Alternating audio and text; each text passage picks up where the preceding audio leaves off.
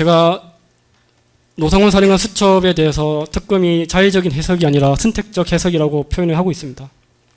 왜냐하면 특검은 수첩의 일부 임명 또 표현의 근거로 2023년 10월 전후 계엄 준비를 했다라고 하면서 같은 수첩 안에 있는 김두한 시대 주먹처럼 비현실, 과장, 비유적 문구가 등장한다는 그러한 사실에 대해서는 함구하고 있습니다.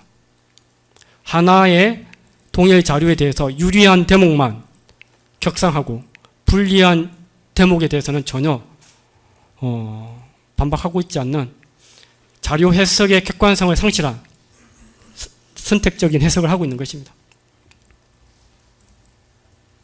특검도 검찰정법의 적용을 받기에 객관 의무가 있습니다. 예, 방금까지는 내란죄의 초과 주관적 구성 요건인 그 목적이 있었냐에 대해서 말씀을 드렸습니다.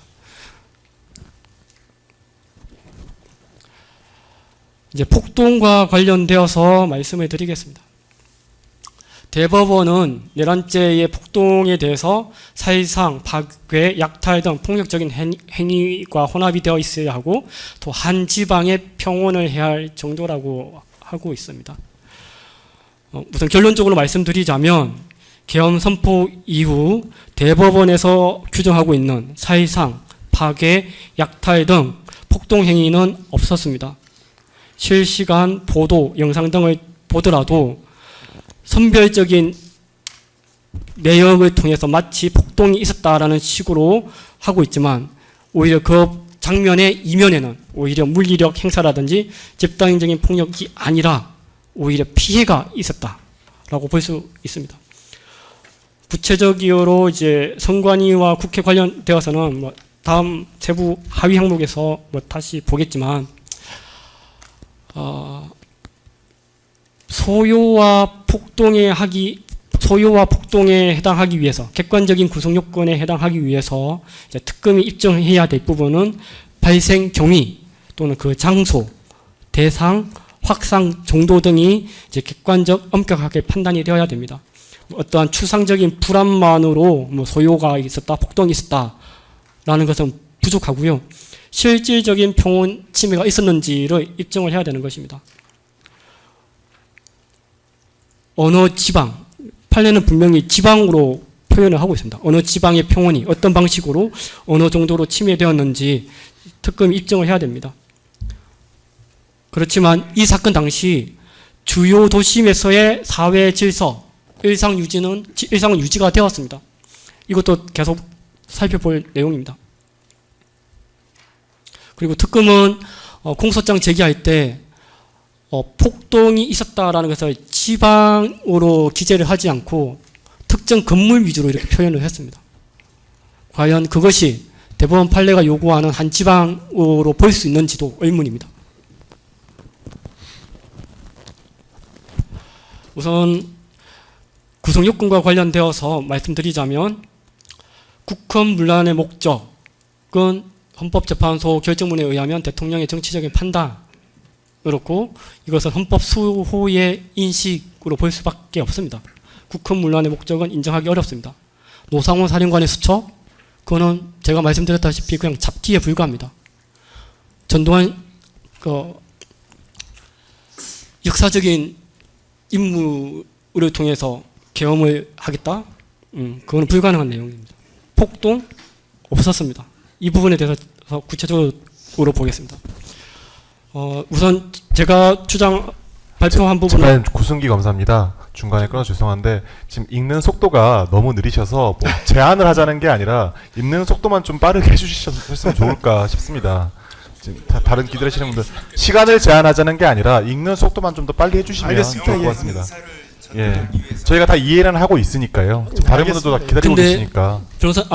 검사님, 예. 제가 변론할 때 일단 항상 이런 식으로 했지 않습니까? 고 변호사님 일단 그런 취지만 염두에 두시고 계속 하시면 되죠. 예. 제가 빨리 하면 혀가 짧아서 말이 꼬입니다. 못 알아듣게 됐습니다. 예.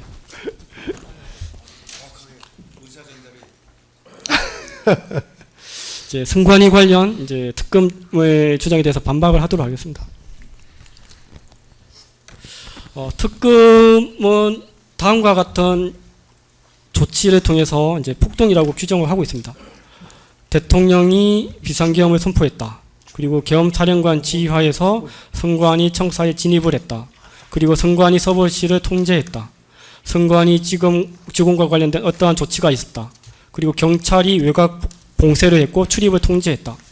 그리고 특전사 및 방첩사에 또 선관위 관련된 어떠한 조치가 있었다. 이것을 폭동이라고 규정하고 있습니다. 이것을 알기 위해서는 우리나라 법을 알아야 됩니다. 과연 이것이 폭동인지 아니면 계엄하에 정상적인 군의 활동인지 이걸 알아야 됩니다. 다음으로 87호증의 2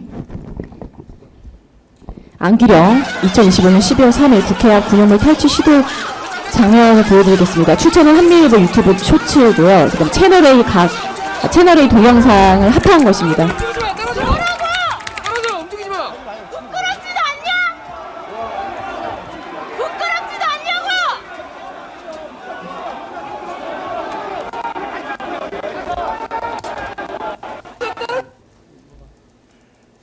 짧아서 한 번만 더 죄송하겠습니다.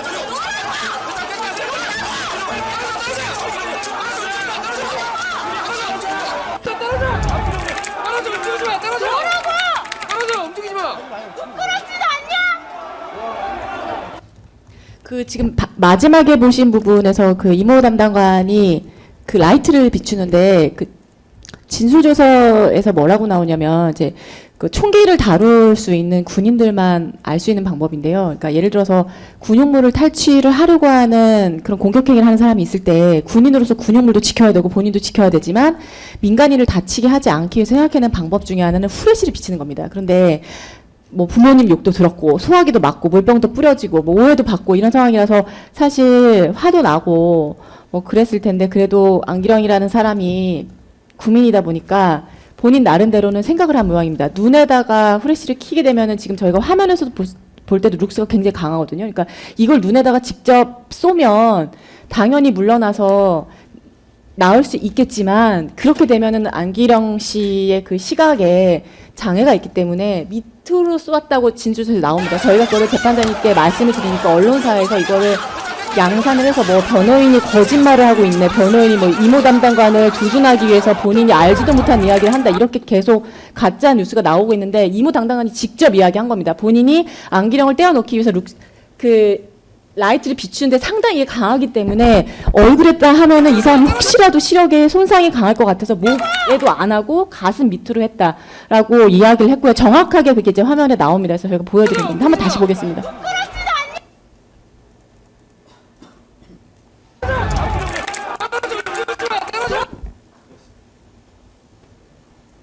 이게 지금 포착이 돼서 마치 안기령이 뭐 총구를 민간인의 겨누는 군인을 저지해서 이게 뭐 BBC에 오고 가고 뭐 굉장히 영웅이 돼서 인터뷰를 한 부분을 봤는데 이거는 분명히 범죄의 현장이고 이 사람은 현행범입니다.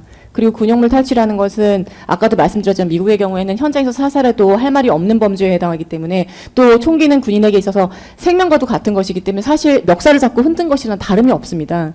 근데 이걸 가지고 가짜 뉴스를 만들어내고 그걸 또 군인들에게 제시하고 이것이 사실이냐 추궁했을 때 이모 담당관이나 김현태 단장이 느꼈을 그 모멸감과 그 참담함이 어땠을지 생각한다면 과연 공소사실에 대해서 유죄를 인정하는 것이 합리적이고 타당한지에 대해서 재판장님께서 충분히 판단하실 수 있을 것이라 생각됩니다.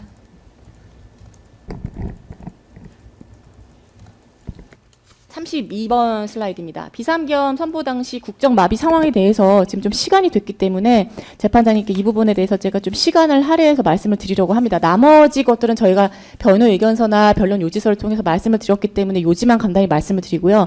지금 저희가 오늘 처음 말씀드리는 사항에 대해서 주로 말씀을 드리겠습니다.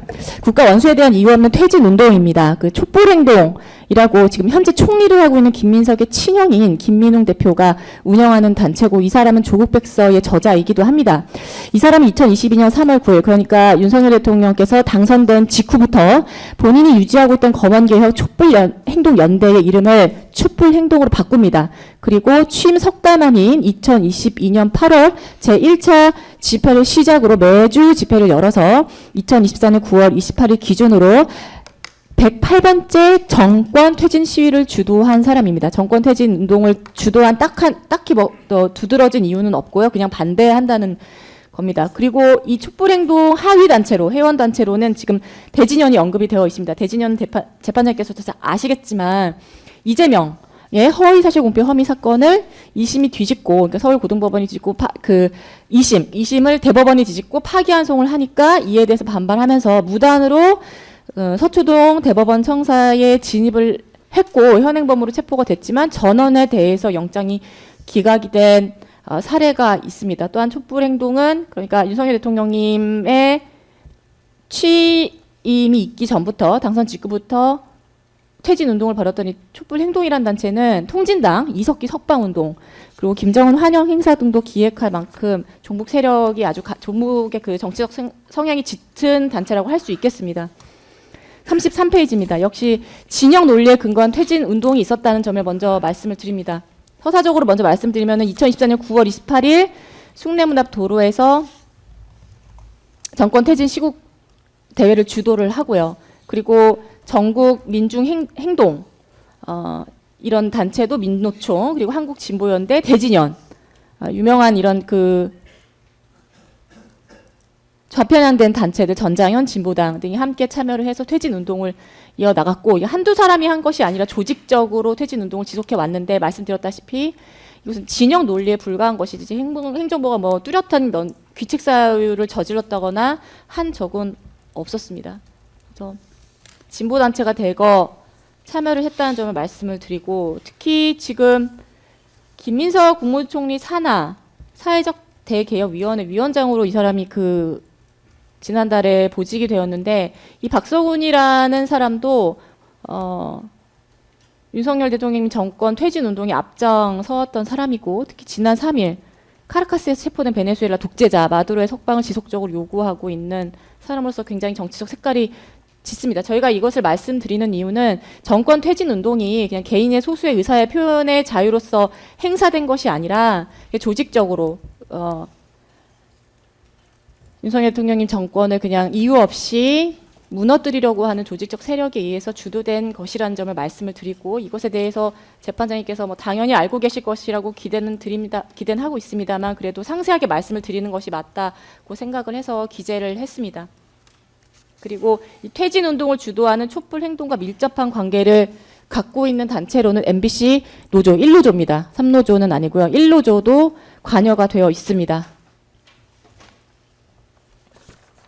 슬라이드 34페이지입니다. 대진연이 어떤 세력, 성향을 가진 단체인지 다시 말해서 윤석열 대통령님이 퇴진 운동을 벌였던 대진연이 어떤 단체인지에 대해서는 옆에 기재를 해놨습니다. 네.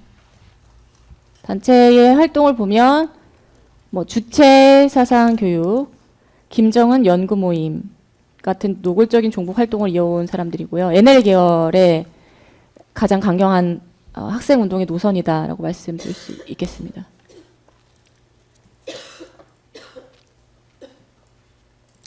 김정은 국무위원장과의 미래, 김정은 국무위원장과 계승 등의 김정은 연구 영상을 게재를 한 적이 있고요.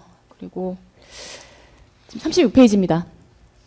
비상계엄 선포 당시 국정 마비 상황을 8개의 꼭지로 마련했습니다. 첫 번째는 이제 상시화된 정권 퇴진 요구입니다. 말씀드린 것처럼 취임 직후부터 대통령 퇴진 요구가 상시화되었고 촛불 집회, 시국 대회, 대규모 행진 등 전국적으로 반복이 되었습니다. 누적 집회가 9월 28일 기준으로 108회에 달했고요. 정권 퇴진, 체제 전환 등 명시적 구호가 등장하면 이것이 조직적인 행동이라는 것을 알려오기 시작했습니다. 이는 합법적 비판을 넘어선 정권을 흔들고 부인하려고 하는 반국가 세력이다. 이렇게 말씀드릴 수 있겠습니다. 예, 다들 조금이라도 쉬셨는지 모르겠네요. 예, 제발 들어오시게 하고 한 말씀. 예. 네, 저희가 아까 준비된 슬라이드가 3,400쪽이라고 말씀을 드렸고요. 예, 예. 3시간 하겠다는 말씀을 드린 적이 없는 것 아, 같은데. 그런가요? 그렇죠. 아이고, 제가 그럼 그래서 좀 착각했나 보네요. 죄송합니다. 제가 예. 아이고, 3시간 이내로 되는데. 3시간 이내로 일단 제가 마무리를 시간이 하는데 잘 제가 일단 말씀 좀 예, 드릴까요? 그렇게 하시죠. 그렇게. 3시간 이내로 일단 왜냐하면 다른 분들도 기다리시니까 이렇게 하시죠. 그러면 제가 아까 잘못 들었으면 3시간 일단 시간을 드릴 테니까 그때까지는 하시는 거 하시고 그다음에 이제 다른 분들 시간을 좀 드린 다음에 그다음에 못 하신 부분 있으면 또 하시게 할게요. 잠깐만요. 그럼 그렇게 하도록 하겠습니다. 예, 제가 그럼 시간을 좀 가늠을 좀 해봤는데요. 지금 제가 낸 증거에 대한 설명은 오늘 새로 낸 증거에 대한 설명만 추가로 드리고 나머지 건 생략하도록 하겠고요. 아니 그러니까요. 예. 예, 그렇게 해서. 제가 일단 말씀 그렇게 드린 대로 일단은 근데 시간을 제가 그러니까 시간을 네. 뺏거나 뭐 예. 못하게 한다는 말씀이 알겠습니다, 아니라 알겠습니다. 예. 지금 뒷자리를 제가 이제 재판정에서는 계속 뒷분들도 보이는데 그렇죠. 뒷분들도 이제 준비하신 게 있으니까 있죠. 일단은 3시간 정도 시간 드리는 걸로 하고 그다음에 이제 저 다른 피고인들 준비해 오신 걸 일단 또 진행하고 그다음에 이제 또 하실 시간을 또 드릴게요. 오늘은 아마 상당한 시간이 아마 좀 지나야 될 것 같으니까 다들 뭐 미리 예상은 좀 하셨겠지만 너무 밤늦게 하시다고 하시면 상당한 좀 시간은 뭐 좀 진행 힘듭니다, 진짜로. 그러니까요. 아유 예, 근데 저희 어제 밤새고 왔습니다, 전부 다. 그러니까 너무 힘드시죠. 예, 그러니까 아이고 참. 적절하게 좀 하셔서 그러니까요. 저희 이 어떤 그러니까요. 활동이 예. 가능하도록 좀 해주셔야 됩니다. 그러니까요. 어떻게든 예. 그렇게 하는데 가급적 재판부 계획은 이미 말씀을 드렸고 저 뭐 진행되는 내용이나 뭐 여러 가지 사항은 오히려 다른 피고인들도 말씀하실 기회는 좀 드려야 되니까 그건 당연합니다. 그렇게 일단 하시죠. 예. 예. 그러면은 일단 오히려 시간들 딱 이렇게 정할까요? 일단 5시 정도까지 쭉 하시고 어차피 시간은 하시는 시간 다 드릴게요. 다 드릴 테니까 5시까지만 일단 준비된 데까지 하시고 그 이후의 시간은 다른 피고인들 일단 준비된 거 말씀 쭉 하시는 거 저 증거 조사랑 진행하고 그 다음에 일단 다시 돌아가서 저 준비해 오신 거 계속해서 하실 수 있도록 그렇게 하는 게 좀 효율적이지 않을까 싶어요. 뒤에 한번 피고인들 변호인들 얼굴을 한 번만 보시고 저 하셨으면 좋을 것 그럼 같습니다. 다른 변호인들 한번 의견 들어보시면 어떨까요? 그러니까 이따가 예. 시간 되실 때 재판장님, 다른 분들 의견을 한번 재판장님, 들어보십시오. 저희들은 뭐 검찰 측에서 서중조사 7시간 반 하셨는데요. 예. 모든 피고인들이 다 7시간 반씩 할 권리가 있다고 생각됩니다. 예. 그리고 뭐 일단 저희들은 아직 증거도 다 입수하지 못한 오늘 제출한 증거에 대해서 입수하지 못했고 YTN 사실조회 회신도 받지 못했는데요.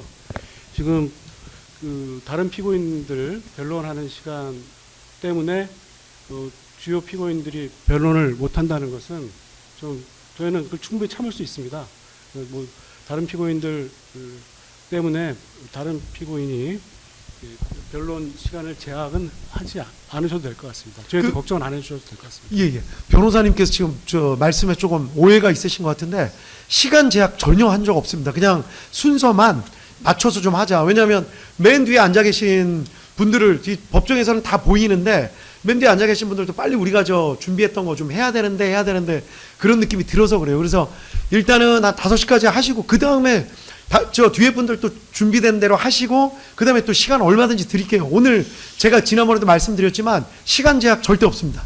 그냥 예. 주어진 대로 그냥 하시면 됩니다. 예, 고영일 변호사입니다. 근데 이제 변론을 저희들이 하는데 중간에 끊기게 되지 않습니까? 예. 한창 진행하다 끊기게 되면서 다른 피고인들 변론을 하다가 그러면은 다시 들어와서 이렇게 제가 한다는 게 말씀을 드리는 건 예. 그럼 차라리 한 분이 진행하시고 다른 변호사님들이 그 같은 팀인 분들 계시잖아요. 예. 그 사이에 다른 변호사님들한테 가셔서 양해 말씀을 좀 구하시든지 예, 어떻게든 좀 하셔야 될 것 같아요. 그러니까 제 말씀은 시간을 뺏거나 제한하겠다는 얘기 절대 아닙니다.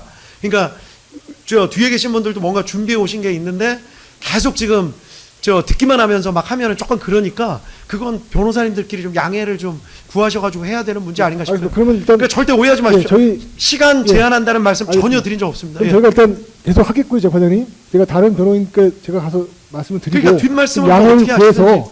하겠습니다. 예. 왜냐하면 그 변론 방향이 좀 다르고 해서 저희가 끊어지는 건 좀 그랬을 것 같습니다. 일단 다 하도록. 그러니까 뒤에서 조금이라도 근데 제가 말씀드리겠습니다. 뒤에서 양해를 조금이라도 양해를 못 구하거나 예, 예. 그렇게 하면 제가 예, 보고 임의성 없게 말씀을 하시면 일단은 뒷분들부터 할 수밖에는 없다. 무슨 말인지 그런 말씀 알겠습니다. 드립니다. 제가 양해를 예, 구해요. 빨리 할까요? 이제 계속 시간. 김지희 변호사님. 재판장님, 저기 특검에서 뭐 저기 사소한 부분이지만 뭐 위 변호사님의 말씀에 좀 오류가 있는데 사실 저희가 그 지난 기일에 오후 2시 15분부터 9시 10분까지 이제 총 시간은 뭐 서중조사하는 건 맞는데요. 중간에 뭐 휴정 시간, 그다음에 변호인들이 이의 제기 한 2시간 정도를 빼면 5시간이 채 안 됐습니다.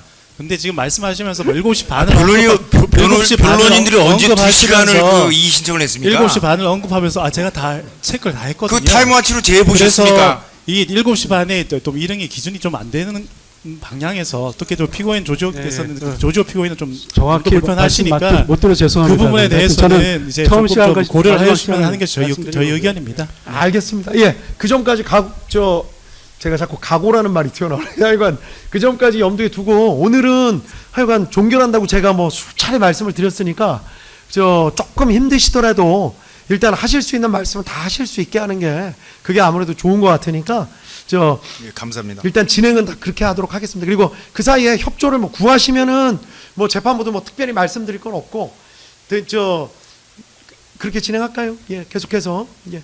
그리고 그 부분은 변호사님들도 한번 생각해 보셨으면 좋겠어요. 이하성 변호사님도 그 팀에서 이렇게 쭉 말씀하실 때 검사님들은 단 한 번도 끼어든 적은 없습니다. 예, 거리가 없지 않습니까? 예, 알겠습니다. 계속해서 할까요? 김지휘 변호사님. 예. 그 다음에 또 선관위에 대해서는 선관위 서버가 외부 적들에 의해서 침탈되거나 또는 훼손되거나 변경되거나 할 우려가 있다고 해서 그걸 지키라라는 임무를 받았습니다. 역시 선관위 시설과 서버에 대한 안전을 확보하라, 지키라, 이런 임무가 내려갔습니다. 그 명령지를 보시면 알 수가 있습니다. 그거 다 적법한 임무 수행이죠. 그런데 그걸 전부 다 폭동이라고 규정했습니다. 이렇게 되면 대한민국 국군은 이제 지휘관의 명령이 내려와도 안 하지 못하겠다. 나는 이제 적법한 명령인지 아닌지 모르기 때문에 수행 안 하겠다. 이렇게 만들겠다는 겁니다. 그 말은 뭐냐? 적과 지금 남북이 대치하고 있는 상황에서 적들의 침략이 있어도 거부해도 된다. 그런 뜻이죠. 이런 수사라고 이런 기술을 하는 것 자체가 적들에게 이익을 주겠다는 겁니다.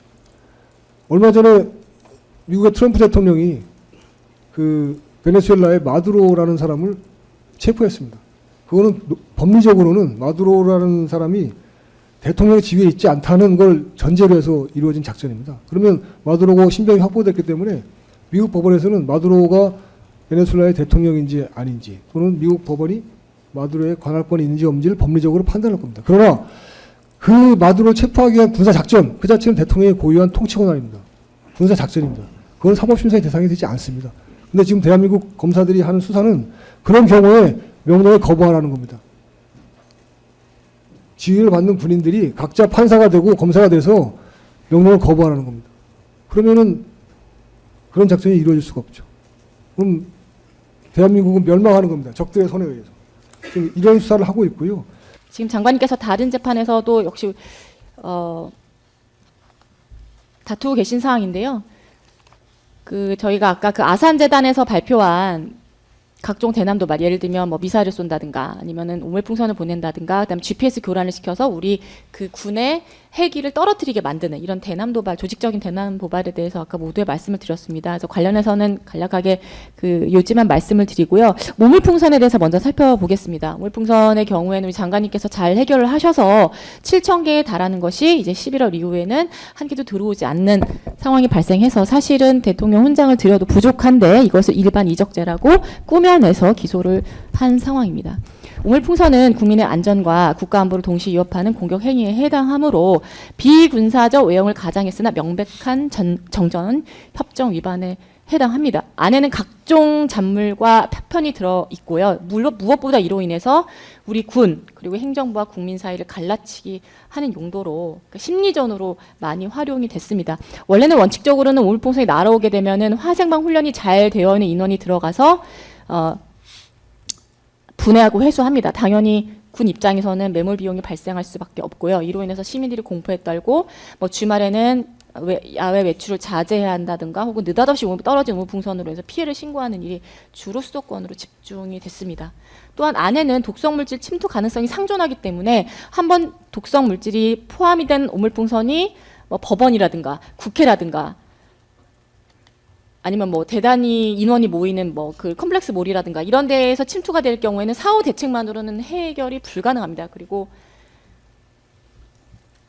이것은 군사적 의도 그러니까 신종 침투 수단이 이제 정상적으로 작동을 하는지는 한번 알아보기 위해서 보내는 사회 실험이자 우리 군에 대한 당연한 그러니까 그 해서는 안 되는 도발 행위에 해당합니다. 다른 나라의 경우에는 엄격한 자위권 행사 요건으로 보고 있습니다. 예를 들면은 일본의 다카이치 총리의 경우에는 대만 해협을 봉쇄할 경우는 일본의 존폐가 걸린 물인지이기 때문에 자위권을 발동하겠다고 경고를 하거나 트럼프 대통령의 경우에는 검의 통제에 해당하는 그러니까 로컬의 문제라고 봤던 펜타닐을 아예 대량 살상 무기인 WMD로 격상을 시켜서 군이 투입을 해서 해결할 수 있는 그런 위험 물질로 격상을 시켰고 실제로 그 이후 2주 뒤에 펜타닐을 대량으로 밀반입하는 그 베네수엘라 독재자를 체포한 적이 있습니다. 다른 나라는 이렇게 그 자국민의 안보, 그 자국민의 그 보건과 안전, 생명 안전 그리고 국가 안보를 위해서 행정부 수반이 자위권 행사를 하게 되면 칭찬하고 지지하는데 대한민국의 경우에는 오히려 이것이 범죄에 해당한다고 하면서 기소를 하고 있는 상황입니다.